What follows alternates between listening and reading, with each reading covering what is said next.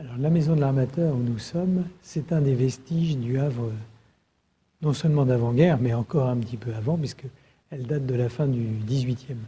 C'était l'architecte fontainier de la ville, M. Thibault, qui l'avait fait construire. Finalement, il ne l'a jamais habité. C'est un négociant, Pierre-Martin Fouache, qui l'a racheté et qui l'a habité et qui l'a utilisé comme lieu à la fois d'habitation et pour son négoce.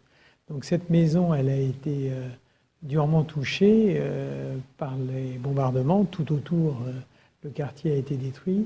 Et elle a tenu tant bien que mal. Elle a été rachetée par la ville au milieu des années 50.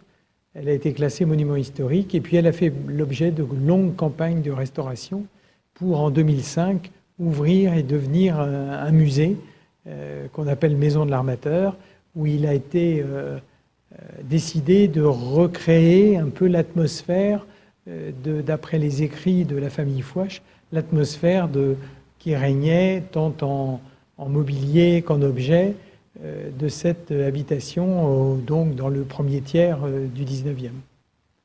Alors, elle a une particularité assez extraordinaire et inattendue et insoupçonnable de l'extérieur.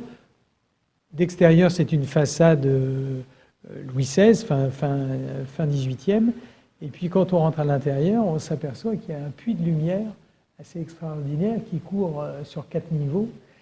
Et on découvre, en montant les étages, que les pièces arrière sont aveugles et que toute la lumière leur provenait de ce fameux puits qui est maintenant recouvert d'une verrière, mais qui initialement ne l'était pas. Et donc les fenêtres qui bordent ce puits, qui est octogonal, permettait de recevoir la lumière. Alors on a les pièces de vie, on a les pièces, le salon de musique, la salle à manger, la chambre de madame, la chambre de monsieur, et au dernier étage, les chambres des domestiques. Alors, c'est intéressant à tout point de vue parce que ça narre aussi l'histoire du Havre qui est liée pendant une bonne partie, et ça a été la fortune du Havre, de l'économie havraise, ça a été le négoce des matières premières, comme on l'évoquait avec les collectionneurs de la fin du 19e et du début 20e qui ont fait don de leur collection de peinture au musée Malraux. Eh bien, c'est ce négoce de café, cacao, toutes ces denrées qui venaient ou d'Afrique noire, ou alors d'Amérique du Sud.